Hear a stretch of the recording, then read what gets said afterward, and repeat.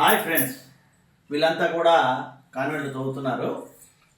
ఈరోజు ఇక్కడ శ్రీ కృష్ణ కోలాటం బృందం అక్కడ వీళ్ళు శిక్షణ పొంది ఈరోజు ఇక్కడ చిన్న ప్రదర్శన మనకి ఇస్తున్నారు.